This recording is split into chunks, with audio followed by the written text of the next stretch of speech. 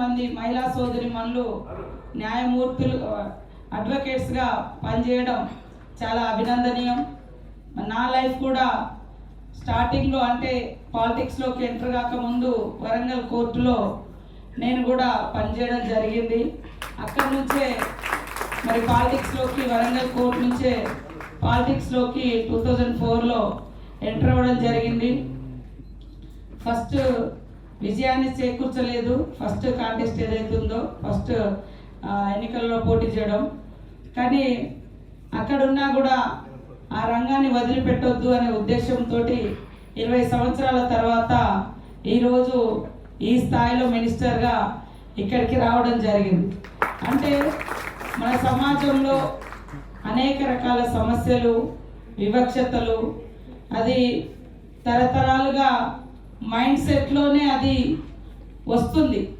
మహిళలు అంటే తక్కువ, మహిళలు అంటే ఏం చేయలేరు అనేటువంటి భావన చిన్నపిల్లగాడి నుంచి పెద్దవాళ్ళ వరకు ఆటోమేటిక్గా అది వచ్చేస్తుంది. పురుషాధిక్య భావజాలంగా ఉన్నటువంటి సొసైటీ కాబట్టి దాన్ని మరి తెగ్గొట్టుకొని దాన్ని తెంచుకొని ఆ సంఖ్యలను తెంచుకొని ఆకాశంలోకి అంతరిక్షంలోకి వెళ్ళి వచ్చినా కూడా ఇంకా మనం రకరకాల వివక్షతలను ఎదుర్కొంటున్నామంటే అది కొన్ని యుగాలుగా మన మీద ప్రయోగించబడ్డటువంటి పురుషాధిక్య భావజాలం.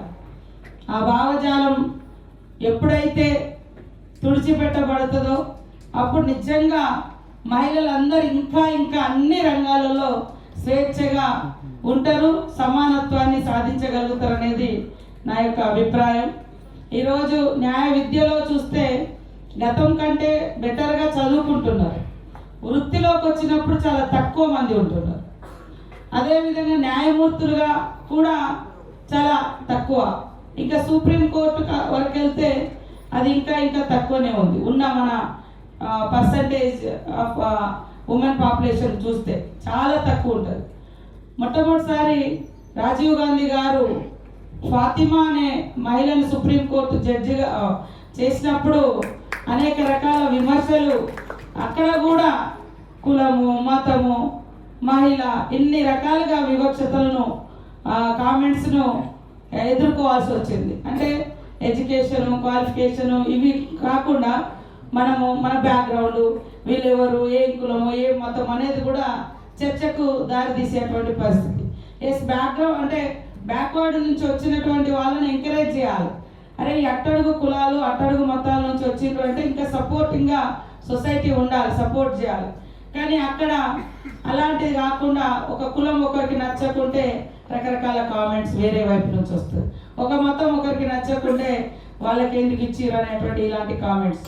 అయినా కూడా ఒక తల్లిగా, ఒక చెల్లిగా, ఒక మరి ఇంటి ఇల్లాలుగా ఎన్నో బాధ్యతలు నిర్వర్తిస్తూ ఈరోజు మహిళలు మరి న్యాయస్థానాలలో కూడా కష్టాలు, సమస్యలు, బెదిరింపులు, ఇబ్బందులు ఉన్నప్పటికీ చాకచక్యంగా చాలా అద్భుతంగా మహిళలు రాణించగలుగుతున్నారు.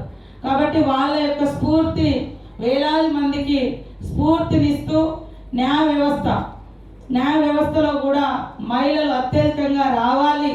న్యాయ దేవత అని మనం అంటాం. మరి అక్కడ దేవత అనే పేరు లేడు. మరి అలాంటి న్యాయ దేవతను మనం ముందు పెట్టుకున్నప్పుడు అదే కోర్టులో మరి పూర్తి మగవాళ్ళే కాకుండా 50% ఖచ్చితంగా లేడీస్ ఉండాల్సినటువంటి అవసరం ఎంతైనా ఉంది. దానికోసం మా పరంగా కూడా మరి అన్ని రకాలుగా ప్రభుత్వం నుంచి ఇవాళ న్యాయవాదుల ప్రొటెక్షన్ యాక్ట్ కావాలి. అది దానికోసం కూడా మీరందరూ మరి ప్రతిపాదనలు కూడా పెట్టడం జరిగింది. మనం చూస్తే ఈ మధ్య కాలంలో ఒక అడ్వకేట్ చంపబడడం జరిగింది. అంతకుముందు వామనరావు దంపతులు మేడం కూడా వాళ్ళ వైఫ్ కూడా చంపబడడం జరిగింది. సో ఇలాంటి ఇన్సిడెంట్స్ మళ్ళీ జరగకూడదు. న్యాయాన్ని ఖచ్చితంగా వాదించేటువంటి స్వేచ్ఛ కోర్టులలో మహిళలకు కానీ పురుష అడ్వకేట్స్ కానీ తప్పకుండా ఉండాలి. అది రైట్.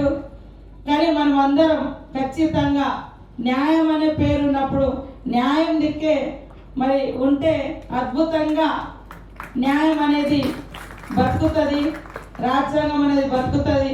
పేదవాళ్ళకు కూడా న్యాయం దక్కుతుంది. నేను ఉద్యమాల నుంచి బయటకు వచ్చిన తర్వాత ఏం చేయాలి అని ఆలోచించినప్పుడు న్యాయవాద వృత్తి వైపు వెళ్ళాలి అని అప్పటికప్పుడు మరి చదువు మీద కాన్సన్ట్రేట్ చేసి ఇక్కడే పడాల రామారెడ్డి లా కాలేజ్లో జాయిన్ అయ్యి చదువుకుంటూ కోర్టులో వరంగల్ మహబాద్ కోర్టులలో నా మీద ఉన్న కేసుల కోసం తిరుగుతూ మరి కంప్లీట్ చేసుకొని ఏ లాయర్ అయితే అడ్వకేట్ అయితే నేను నక్సలైట్గా ఉన్నప్పుడు నా కేసులు వాదించిరో ఆఫ్టర్ 5 years తర్వాత అదే అడ్వకేట్ దగ్గర జూనియర్గా నేను జాయిన్ అయ్యి మరి అదే వరంగల్ కోర్టులో బ్లాక్ కోర్టుకు వెళ్ళిన రోజు నా మొదటి సక్సెస్గా నేను భావించడం జరిగింది. అక్కడి నుంచి మొదలైనటువంటి ప్రస్తావన సక్సెస్ అనేది, అంటే నాకు ఏ సక్సెస్ కూడా అంత ఈజీగా అదృష్టంతో వెనుక ఉండే కుల బలమో డబ్బు బలమో వారసత్వమో ఏది లేదు. కష్టాన్ని ఇష్టపడి ఎంచుకున్నా, కష్టం అంటే ఇష్టపడతాం, ఎంత కష్టమైనా పర్వాలేదు ఈదుకుంటా పోదాం అనే ఉద్దేశంతో చేస్తే 20 ఏళ్ళ పాలిటిక్స్లో 2004లో వరంగల్ కోర్టు నుంచి మరి బయటకు వచ్చి రాజకీయాల్లోకి వచ్చిన తర్వాత ఓటములు గెలుపులు కానీ అంతిమంగా పబ్లిక్తో ఉండాలి, పబ్లిక్ సర్వెంట్గా ఉండాలి, ప్రజాసేవకులుగా పనిచేయాలి అనుకున్నప్పుడు ఇది ఒక పెద్ద ప్లాట్ఫామ్ మరి అనే ఉద్దేశంతో రావడంతో ఇన్నాళ్ళ తర్వాత నిర్ణయాధికారంలో నేను భాగస్వామురాలిని కాగలుగుతున్నా, క్యాబినెట్లో కానీ అసెంబ్లీలో కానీ ఎక్కడన్నా. అట్లా ఇక్కడ ఉన్నటువంటి మా సోదరి మనులు కూడా మరి అత్యధికంగా డెసిషన్ మేకర్స్గా అదేవిధంగా తీర్పునిచ్చే న్యాయ దేవతలుగా కూడా అత్యధిక సంఖ్యలో రావాల్సినటువంటి ఆవశ్యకత ఉన్నది.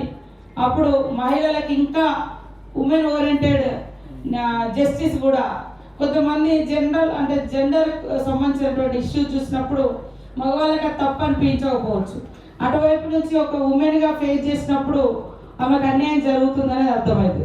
అక్కడ కూర్చున్న న్యాయదేవత మా మహిళ అయితే ఖచ్చితంగా మహిళలకు అత్యధికంగా లాభకరమైనటువంటి నిర్ణయాలు జరుగుతాయి. కాబట్టి ఈ మధ్యలో అంటే మనం చూస్తూ ఉంటే ఎడ్యుకేషన్ అసలైన తొలి వెలుగు. ఫాలో వాట్సాప్ @తొలి వెలుగు official.